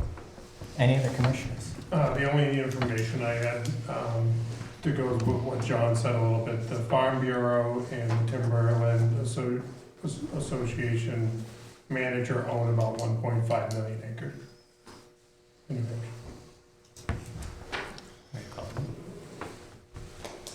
Any other discussion? The motion is to support House Bill 1603 FN, supported by amendment number 2026-0518. Commissioner Green asked for a roll call Tanya, vote. can you call the roll? Can I? I can. All those in favor? No, okay, you're gonna call the roll. Never mind. Commissioner Green, In favor, yes. Commissioner Yes. Cavaney, Commissioner Chandler, Yes? Commissioner Temple, Yes. Commissioner Stoll, Yes. Commissioner Poole, Yes. Commissioner Trahan, Yes. Commissioner Titleton, Yes. and Commissioner McGonigal, Yes. and Commissioner, I'm gonna be a no. okay. We have one no? Yes. Yep. So, House Bill 1603 FN, supported by Amendment 20260518, will, our position will be to support. The final one that we have is an amendment to House Bill 1140. Our original position was to oppose. The language has been changed we discussed it. The Colonel had some issues about the old language in the original amendment. That has been changed, and if you'll notice on the sheet, it has not been approved yet in legislature. So this hasn't been accepted even at the committee level in legislature, but we felt, we didn't know whether we wanted to wait a while until it did actually go through or take a position now. The legislative committee recommends that we take a position now and that we change our position from opposed to support. And so I make that motion that we wish to do that. Second. The amendment number is 20260575. Any further discussion on the motion? Seeing none, all in favor, say aye. Aye. Those opposed? It stands that our position now is to support House Bill 1140. Thank you, Mr. Chair. A question? Oh, I'm sorry, what's that? I just have a question. Yep. Since this House vote on 1603 is Thursday, are we able to get the information that we have supported this to the sponsors and various people who will be speaking, so they can refer to our decision? I can do that. Yes, Al, we need all be notified tonight. Dan? Maybe just for the record here, but the position would be to support that amendment, not because right now the bill is as written, because this hasn't been approved. No, they voted on that amendment on 1603. Correct, but the motion made it sound like you were supporting the bill, which may not have to be that amendment. Should be bill as amended. Bill Yeah, as amended. it was as amended, Okay. they voted. Okay, just wanted to make sure. Okay, well, as long as it's amended by that amendment. By that amendment. Yes. Okay. What you approved. Yeah. You got that? Yes. Okay. Thank you. Commissioner Stoll, I Yes. do have in our notes from our subcommittee meeting that referenced that specific amendment in Yeah. our vote Yeah. at our subcommittee meeting, so Yeah. this would be following that. Yes. Now, Melissa's going to bring the commission up to speed on some of the other bills that we acted upon and in your absence, because they were coming in like gunfire for a while. And that special little committee of Melissa, the colonel, the director, and myself, we had to sit down and decide what the position was going to be of the commission, and this is the result. And I can give a report on all of the bills to date that have been acted on both in the House and in the Senate. So there's a handful of bills that the full House has voted are inexpedient to legislate. The first is HB 1074, which would have extended the time period for agents to remit their OHRV and snowmobile fees. HB 1094, which would have repealed the prohibition on collecting seaweed between sunset and sunrise. HB 1122, which would have provided for hunters' education to be provided in schools. HB 1304, which would have required guide examinations to be administered by conservation officers. HB 1314, which would have enabled minors to obtain a freshwater fishing license, 16 and 17-year-olds to obtain their fishing license free of charge. HB 1440, which was relative to properties enrolled in carbon sequestration programs. and HB 1530, which would have required notifying abutters and the public prior to disturbing beaver dams in non-emergency situations. So those have all been deemed inexpedient to legislate by the House. The next category of bills are those that House committees have taken action on but are waiting for the full House to vote on. The first is HB 1046, which would enable a person to carry a firearm on a snowmobile being operated on private property. That passed the committee along party lines and will go on the regular calendar for the House. HB 1095 passed the committee 15-1, and that would increase the maximum weight of a utility terrain vehicle to 3,499 pounds. HB 1167 passed the committee on party lines and will go on the regular calendar, and that will enable people to take a ferret hunting with them, not use the ferret for hunting, just have it with them. There were 3 bills that had to do with electric bicycles and how they're utilized and registered. HB 1410 and HB 1533. The committee voted to send both of those to interim study. They're on the consent calendar for the House this Thursday. HB 1703 was relative to registration fees for bikes and electric bikes, and the committee unanimously voted inexpedient to legislate. HB 1603 has already been discussed with the approved amendment that was discussed, was passed along party lines and is on the regular calendar for the House this Thursday. The other category of bills in the House are those that have had their public hearings but have not yet been acted upon by the committee that they were heard before. There are 4 bills that were heard before the Fish and Game Committee that are planned for an executive session on March 4th. HB 1045 is relative to hunting with lights at night. HB 1140 that we talked about just a couple of minutes ago, enabling certain disabled persons to hunt from a motor vehicle.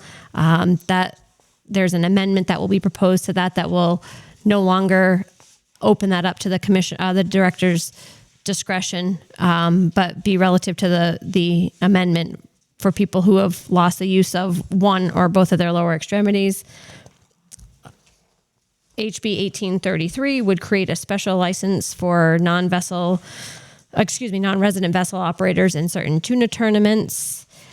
It's anticipated there's going to be an amendment brought forward to that bill, but it was sort of a typographical type change, didn't really change the substance of anything. And the final one is the CACR 15, which would add a constitutional amendment for the right to hunt, fish, and harvest game. Other bills that are waiting for their committees to act upon them, HB 1018 would prohibit the use of certain second-generation anticoagulant rodenticides, and HB 1676, these are sort of companion bills, would limit consumer access to certain high-risk rodenticides. The public hearings on both of those bills were last week, and there was a full committee work session on them at 10 o'clock this morning. HB 1058 would enable carrying a firearm on an OHRV operated on private property. HB 1199 would enable the Fish and Game Department to create a permit and fee for the use of fish and game staff by other state agencies. In addition to that being passed by the committee also approved a non-germane amendment that would enable funding from the prepaid lifetime license fee to be used for a customer relations management system at Fish and Game. That bill has passed the Fish and Game Committee unanimously. It will go on the consent calendar and will then need to go to a second committee. HB 1216, relative to informed consent for law enforcement searches of houses or other property. The next 3 bills that I will reference have companion bills in the Senate that have all been passed. These House bills have had their public hearing again, but not yet been voted on.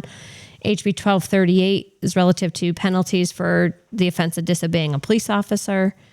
HB 1348 is relative to the possession of human remains for law enforcement training programs. And HB 1361 is relative to the procedure concerning search warrant inventories. And the last bill that has been heard by a House committee but not acted on yet by that committee is HB 1699, which would enable carrying certain firearms on slow-moving boats. So those are all of the House bills that the commission had voted on and have at least had their public hearing. Moving over to the Senate, the first three bills have been acted on and passed by the Senate. And again, these were the ones that had companion bills in the House. So SB 409 was relative to penalties for disobeying an officer. SB 410 relative to the possession of human remains for law enforcement training. And SB 411 relative to the procedure concerning search warrant inventories. SB 505 was a bill repealing the fee for temporary registration for OHRVs for non-residents. That passed, and the sponsor also introduced an amendment to that bill that would make it clear who is able to obtain the necessary criminal record background check for folks applying to be a guide. That was a bill at the department's, an amendment at the department's request that has passed the Senate. SB 553 is relative to the penalties for attempting to elude pursuing a pursuit by law enforcement. The Senate tabled that bill and it's indicated as pending a motion for interim study. The last bill that the full Senate passed is SB 620. And that has to do with refusing to consent to testing to determine your alcohol concentration.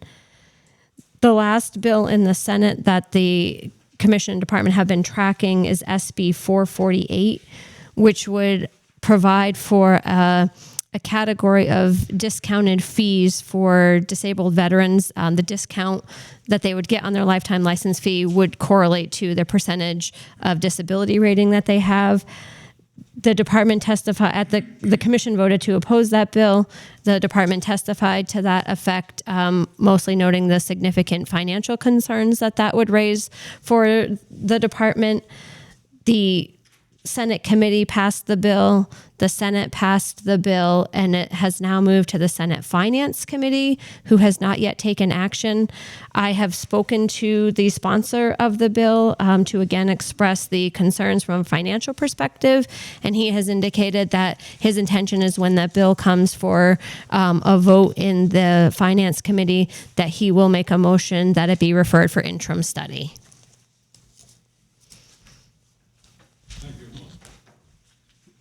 I don't know how many of you in the audience know or not, Melissa is new to the Fish and Game Department. She worked for Health and Human Services? Yes. Is that what? Going from Health and Human Services to Fish and Game, I imagine it's quite a shock. And she has done one hell of a good job for us over there. You just heard how she acts and how she presents herself. Thank you very much, Melissa. Mr. Chairman, the Legislative Committee rests. Thank you. Great job. Public Engagement Committee. The big item for today is that we have to vote on the commissioner awards. This information we're obviously trying to still keep private. So you have it written on a piece of paper in front of you. There is one missing, a last category for search and rescue, and Commissioner Trahan will pass the paper on with that name. But with that,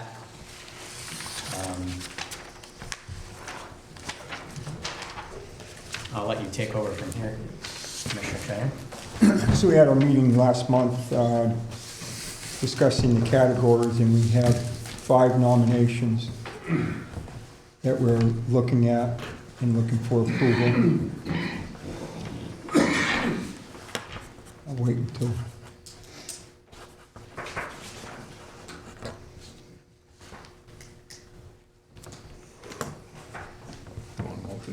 Yeah, well, I'm just waiting for him to finish his writing. I need a motion from the floor to accept what is written at this point. So moved. Motion has been made and seconded, open for discussion. I would say if anybody has anything, please refer to the category and not the name of the person.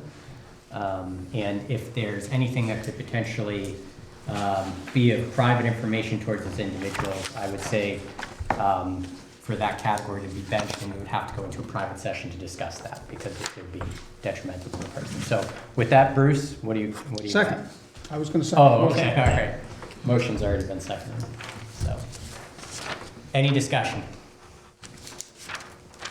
I have, AJ, Sure. with all respect to everybody, I mean, names here, I kind of like to really know what they're bringing. So, in general terms, a landowner appreciation award. Do they own a lot of land? Do they provide free and open access to it? Is there any limitations to the access? What have they participated in any grant programs? Have they done improvements? All of the above, none of the above, some of the above. Just wished I kind of knew a little about it. Dave, if you can answer that, but again, if we could refrain from using the person's name and, go ahead. So Tanya, would the information you did was just sent to our committee? Correct. You are the only folks aware of who these names Okay. are. So I have the information for each one. You want me to read for each category where they were? Yeah. To give you So I can give him a summary on this one if you'd like. Okay. I actually ended up speaking to this person who nominated this individual, kind of accidentally. There was some confusion about the submission process. This person worked at a university, has been very involved in fish and game research, but particularly with their property, have opened it forever. He's very old, he's a much older gentleman, has been involved in all sorts of department programs, and has promoted access for hunting on his property for some extensive time. Going on, I think, 50+ years on the property that he's been letting people go on there to hunt. And it is a pretty significantly large piece of property, and also a pretty populated area as well. So I do think if there's more questions that you want on that, if you want to get more specific, if you feel more comfortable, we'd have to hold it till the end of today's commission meeting, go into non-public to discuss if you want to discuss any more details. I'm not gonna ask you to do that, but it just seems, if you have a real interest in this, like the Habitat Stewardship Award, you know, I mean, that interests me. What have they done? Where have they done it? How much have they done? You know, that sort of thing, I'll be honest with you, I assume you got this. So No, it's okay. Okay, I didn't know you did. We kind of have to do this under a cloak, sort of secret kind of methodology here, and it just makes it difficult, if in fact you're interested, which I am, in knowing just a little more about these good folks, except only seeing them when they show up to receive an award, you know, so I'm just curious, that's all, but I'm not gonna press it. I'll Google them up, maybe they'll pop up. I mean, I think you make a valid point, and I think going forward, we could provide more information after the nominations are made. In the future, to your I'll make point. Yep, Commissioner Green? Huh? They just can't get over theirs. On Mr. Trigan's thing, keep in mind, we put a process in place. We did. Which was new. It may have been overlooked. I'm gonna make a motion to accept these, so let's not let that happen again. Follow the process. I can say I sat in on that. I'm a committee member now, and these nominations were vetted thoroughly from your Public Engagement and Awards Committee. And to the process we put in place. And that these folks met the criteria. Some of them exceeded the criteria. So I don't think that any of the members on that committee would recommend somebody for an award if they weren't very qualified. That's just my input. I don't vote on those. It's just an observation. But instead of putting it off, I'd like to make the motion to accept this list today, because you have a deadline to meet. And like I say, we did a new process that's kind of new. Well, and right now in the process, to John's point, we actually don't have anything in there saying how to communicate more detailed information, so I think we should I believe probably, in that process, it is there, only for committee members, you know. only for committee members. I was the one who wrote it. But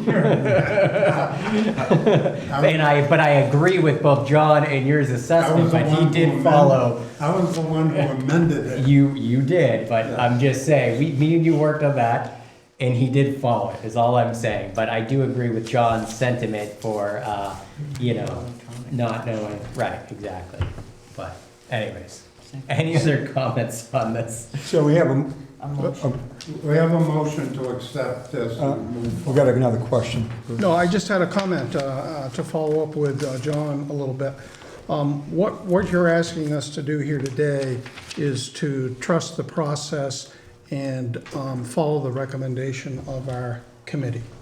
Correct. And the work that they've done, much like we do with legislative committee. We let them do all the work, they do a good job of it, we got a question, we ask.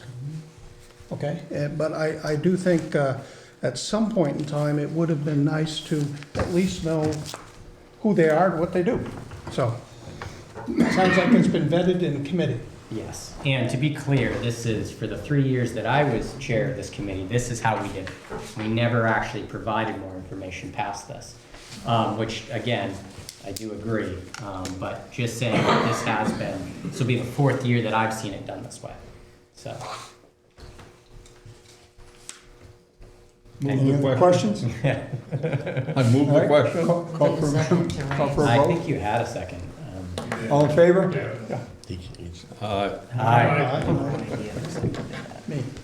One other thing that the committee was working on is looking at applying bios on the Fish and Game website of each commissioner. It's still in the talking stages, and we're putting together some examples, and we're working through the process, and then once we have that, we're going to present it to the entire board and have some open discussion on it. That's it. I don't believe any other committees had anything today, unless somebody's on one that you want to correct me No, for. Resource and Infrastructure is going to probably have a meeting at the end of March, between the March and April meeting. And hopefully it will be on site in New Hampton. Okay, and anything on the New Hampshire lakes, or?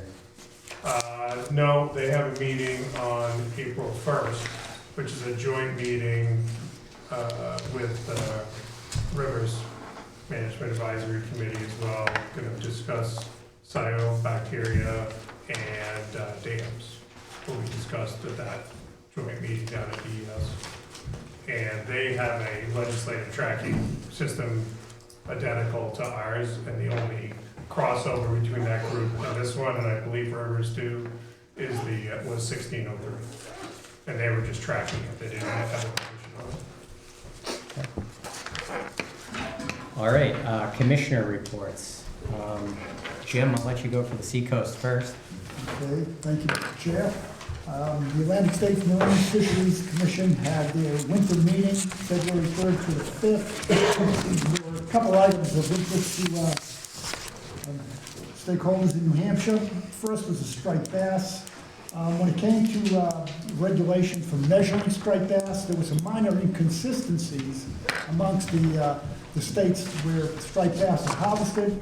So the committee on the Atlantic States came up with a definition that was agreed upon by all states of what the actual definition of how to measure striped bass once it's caught.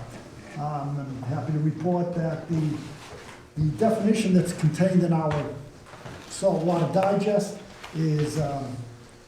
does align with what the new regulation is for measuring striped bass.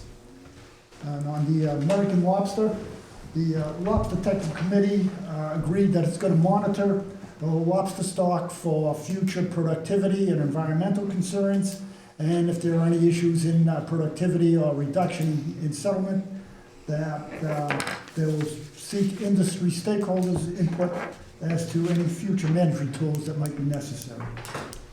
Also on my report, I listed for informational purposes the total commercial seafood landings for the state of New Hampshire. I wasn't planning on reading these off unless you felt it was beneficial to go over all these species and value associated with these. Is this for the year? This is for year 2024. 2025 hasn't been fully compiled yet. Yeah, I don't Thank you. Any other commissioner reports? Gene? Well, it's not a really report. I just would like to thank the director and Colonel Jordan for the prompt and efficient response to the Living Shores Aquarium up in Glen for a question that they had. And in addition to the prompt and efficient response, they got the right answer. So, thank you. Commissioner Green. It doesn't fall under a commissioner's duty, but I feel I've got a duty to say this. Most of you are aware of why I've not been here for the last couple of months. I've got 4 people that I really want to thank. One, Tanya from the Crown, for the support the Fish and Game has given my wife. They actually had the Colonel show up at my house, and Tanya for the support that you gave. I personally want to thank, I guess you call it, the girls of Fish and Game. You don't know how much that has helped her. The other thing is I want to thank 2 commissioners. My first one, Eric Stoll. He is the reason I'm here today, from his advice. And the other one, John Caveney, who has been a rock to me through this whole thing. It was very overwhelming to see the support that came out of Fish and Game. And I can't thank you, the Colonel, especially Tanya, the most. You're welcome. You do know what I'm talking about. And that's under orders for me to thank you. But I want to thank you myself for that. That's all I can say. Well, Ray, we're happy to see you here today. Yes, we are. So, I told you I wasn't going away. hey, I need somebody to keep checking on me, right? Any other commissioners? I did go to the latest dams meeting that occurred in New Durham for one of the dams that New Hampshire Fish and Game owns. The meetings are very interesting. Obviously, the ongoing issue is just money in general to replace these dams or remove these dams or fix these dams throughout the whole state. It's obviously a statewide crisis that's very much out of our hands as a department, but it is really interesting to see. One thing that I thought was interesting that came to light on this specific meeting is that obviously there's not necessarily federal money to help us, the state, through this process, but when dams are removed, there is some money we can get federally to actually work on habitat and restorations, which makes those options often more feasible as a result, which was an interesting takeaway from that last meeting. That's it. No more commissioners have reports. Colonel Jordan's going to do the director's report today. The director is out on some personal business, so Colonel is going to step in for her. Bear with me, I'll read. The director did provide a written report she did overnight last night and sent it out to us so we could share it with you today. She's broken it out like she always does by division. So we'll start with the Inland Fisheries Division. The Fisheries Habitat Program met with New Hampshire DES, Trout Unlimited, and Nature Conservancy to discuss potential projects for the Northern Border Regional Commission's Timber for Transit Grant, while Region 1 staff delivered trout to in the classroom eggs to the local schools. Region 2 continued work with partners on a future land conservation and enhancement project on the west branch of the Warner River and advanced planning to remove a wild brook trout barrier dam in Albany. Region 3 reviewed the operations plan for the new South Berwick fish trap and transport facility and met with Patriot Hydro on fish-friendly turbine installations at Garvin Falls and the Amoskeag, and consulted with NOAA Fisheries on fish passage options for the Essex Dam and future considerations on the Ashwillet River, while also updating threatened and endangered fish distribution maps. Hatchery staff from Berlin and New Hampton have completed brook trout egg disbursement for trout in the classroom. Did I get that, Diane? All right.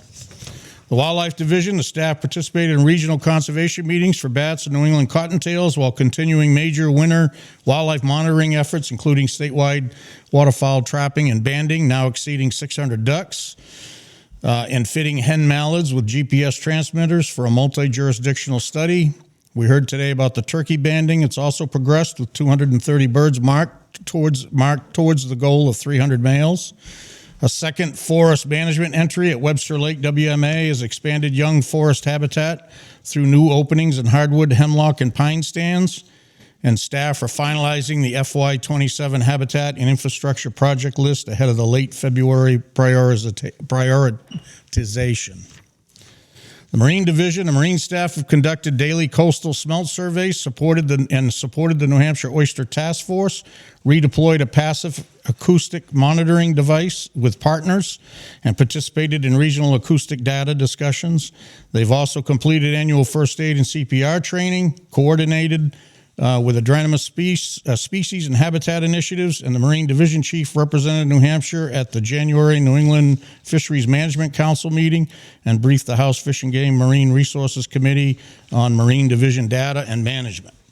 At Gibner, staff submitted 4 federal reports, began work on a new 2-year NOAA operations grant, and prepared for a management plan retreat while continuing winter education programs. Research and stewardship efforts advance marsh restoration planning, science communication products, and regional assessments.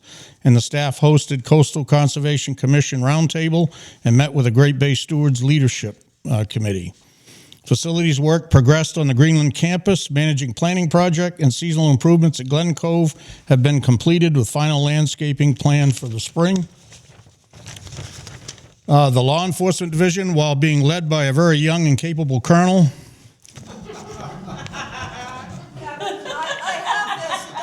I think the printer cut that part off. February is shaping up to be a high-activity month with increased OHRV registrations and riding and accident investigations, which are all being driven by strong snow conditions, prompting concentrated patrols in high-use areas.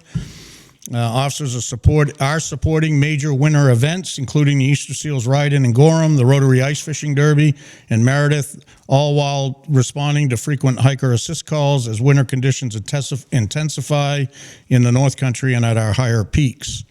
3 new conservation officers have ended field training. Hiring efforts continue for 4 additional vacancies, and all staff have completed their annual firearms and search warrant affidavit training. Public affairs staff collaborated with New Hampshire Travel and Tourism on winter safety reels, encouraging responsible outdoor recreation, and hosted a well-attended booth at the New England Fishing Expo recently. The education unit continued upgrades of the Discovery Room and headquarters pond area, and preparations are underway for the February 21st Winter Becoming an Outdoors Women program that's going to be held here at Owl Brook. Which quickly filled, by the way, and will feature classes such as ice fishing, winter outdoor survival, shoe and shoot, winter hiking and snowshoeing, and wildlife tracking. And then finally, in the director's office, the legal and legislative liaison filed adoption documents for several rule readoptions, FIS 30103, 30106, special deer permits, Unit L and M bear season, and FIS 900 lands and waters. She has responded to 2 right-to-know requests, attended and testified at legislative hearings, and worked with lawmakers on potential bill amendments, and continues to monitor legislation affecting our agency. Our federal aid coordinator has continued to support the federal audit process, has coordinated required document uploads, and reviewed annual and final report deadlines with program managers. And then finally, department-wide highlights from the director's desk. Director Semick and staff continue reviewing and tracking legislation while coordinating with the Fish and Game Commission. We attended the annual guides meeting on January 28th in Guilford, where she did a meet and greet. She met with the U.S. Fish and Wildlife Service and held the annual all-staff teams meeting on February 13th to support agency-wide communication and alignment. And also last weekend, the director and I attended the annual Trappers Banquet that was held in Franklin. And that concludes the director's report. Thank you. Now a call to the public. Anybody from the public, if you raise your hand, please say your name, where you're from, and direct your questions or comments rather towards the commission.